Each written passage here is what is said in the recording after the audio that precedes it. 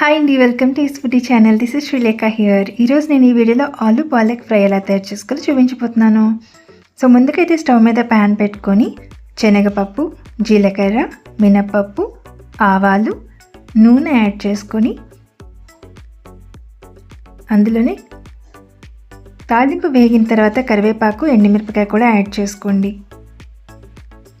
ఇప్పుడు అందులో boiled potato పీసెస్ని యాడ్ చేసుకోవాలి.